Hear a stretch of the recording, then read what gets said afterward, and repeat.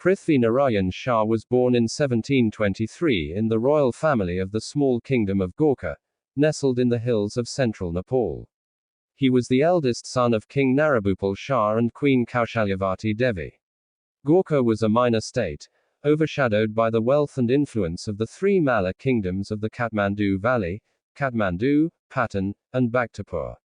However, from a young age, Prithvi Narayan demonstrated remarkable ambition and vision. Raised in the court of Gorkha, young Prithvi Narayan was immersed in the politics and military traditions of his kingdom. He received a thorough education in governance, military strategy, and diplomacy, all of which would serve him well in his future conquests. It is said that even as a young boy, he showed signs of great determination and a deep love for his homeland.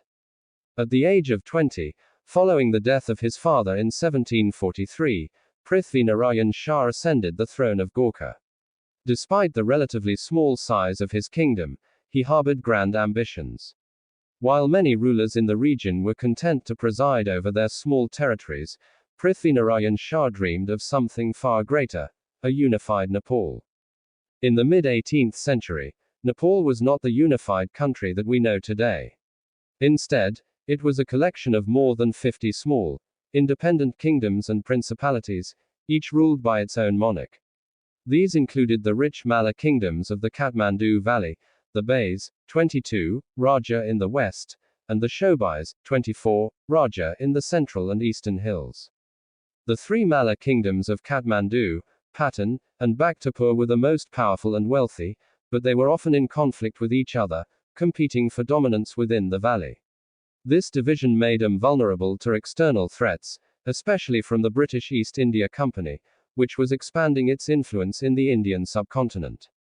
To the north, the powerful Qing dynasty of China loomed, while to the south, the British Empire, through its East India Company, was encroaching on the subcontinent. Prithvi Narayan Shah had the foresight to realize that Nepal's fragmented state made it weak and vulnerable to external domination. He famously referred to Nepal as a yam between two boulders, highlighting the precarious position of the small Himalayan states between these two powerful neighbors. From the very beginning of his reign, Prithvi Narayan Shah was determined to unite the disparate kingdoms of Nepal. His ultimate goal was to create a strong, unified state that could defend itself from external threats, preserve its sovereignty, and protect its unique culture and identity. Prithvi Narayan Shah was deeply aware of the growing influence of the British in South Asia, and he was determined to prevent them from extending their control into Nepal. He saw unification as the only way to create a kingdom strong enough to resist foreign encroachment. His first step toward unification was to secure his own kingdom and expand its borders. He began by building a strong, disciplined army, reorganizing his forces and implementing new military tactics suited to the rugged terrain of Nepal. Prithvi Narayan Shah understood that success on the battlefield required not only a well-trained army but also strategic alliances, diplomacy, and a deep understanding of his enemies. Prithvi Narayan Shah's first significant military campaign was the conquest of Nuwakot in 1744. Nuwakot was a small but strategically important kingdom located between Gorkha and the Kathmandu Valley, controlling key trade routes to Tibet. Prithvi Narayan Shah understood that securing Nuwakot would give him control over these trade routes and provide his kingdom with much-needed economic resources. The first attempt to capture Nuwakot in 1743 ended in failure, but Prithvi Narayan Shah did not give up. He spent the next year preparing for another attack, strengthening his army and refining his strategy.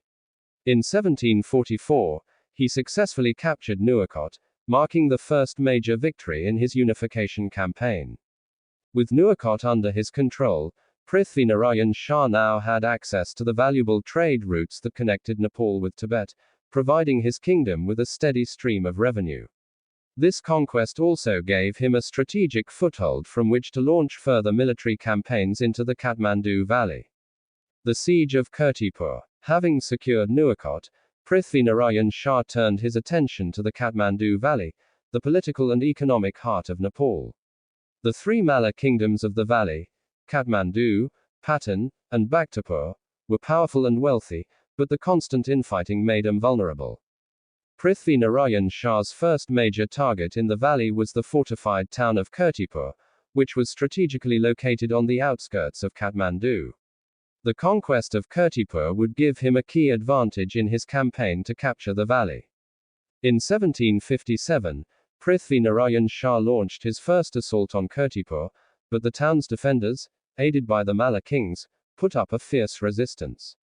The Gorkhali forces were repelled, and Prithvi Narayan Shah suffered heavy losses.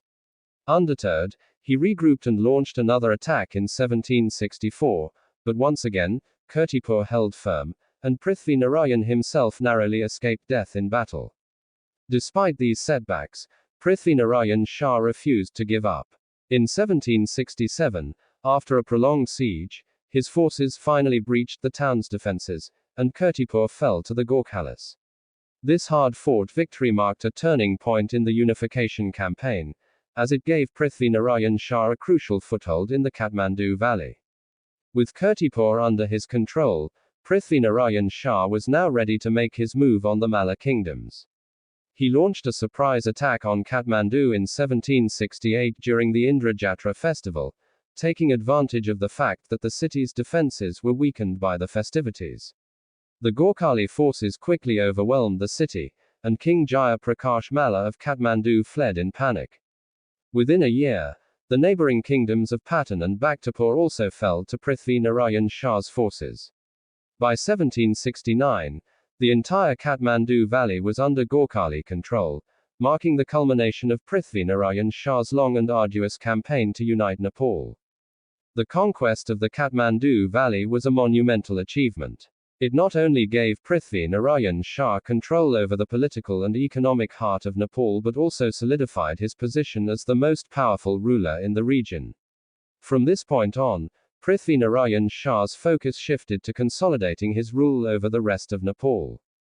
Following his victories in the Kathmandu valley, Prithvi Narayan Shah continued to expand his kingdom. He launched military campaigns to bring the smaller hill principalities of the Shobais Raja and the Bais Raja under his control. His forces marched east and west, steadily expanding the borders of his kingdom. Prithvi Narayan Shah's unification campaign was not limited to military conquest. He also employed diplomacy and alliances to bring smaller states into his fold.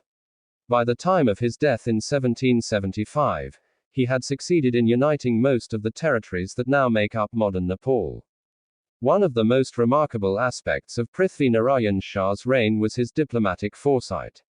He was deeply aware of the growing influence of the British in India and took steps to protect Nepal from becoming a victim of colonialism. Prithvi Narayan Shah famously declared a ban on the import of British goods into Nepal, recognizing that economic dependence on the British would eventually lead to political subjugation. He sought to preserve Nepal's sovereignty by limiting foreign influence and maintaining control over the country's trade routes.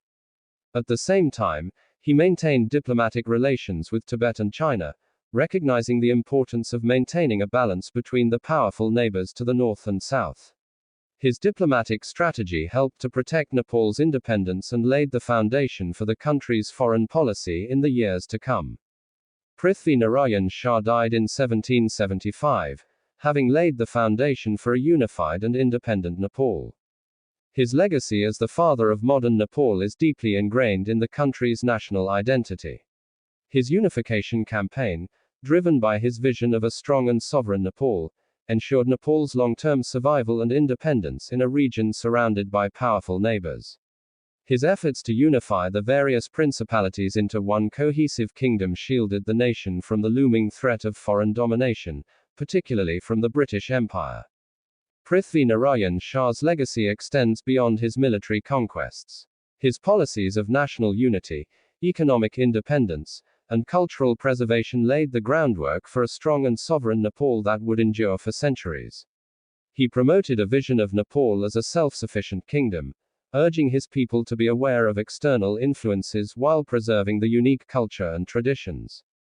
His famous directive, "Nepal is a yam between two boulders," emphasized the precarious geopolitical situation of the country and the need for vigilance in maintaining Nepal's independence between two powerful neighbors, India to the south and China to the north. His strategic foresight in this regard is one of the reasons why Nepal remains one of the few nations in the region that was never colonized. Even today, Prithvi Narayan Shah is revered as a national hero in Nepal. His birthday, known as Prithvi Jayanti, is celebrated annually to honor his contributions to the nation.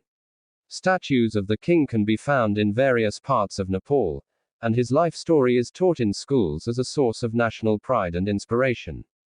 In this way, King Prithvinarayan Shah collected all the separated kingdom and made one country known as Nepal. After his death, Nepal became one of the briefest country in the history which was never dominated by any British ruler from India as well as Mongol from Tibet. It remained undefeated. Later again brave soldier namely Gurkhas born in Nepal who fought the greatest world war and remained one of the bravest soldiers in the world who never fear of death. So that's why King Prithvinarayan Shah slightly known as the father of nation. Now I think you know who was Prithvinarayan Shah, how Nepal was made. If you like the story, just hit the like button, and also if you love this type of real stories, just click the subscribe button. Now let's take a leave and again meet at another interesting story. Up to that time, goodbye, have a nice day my friend.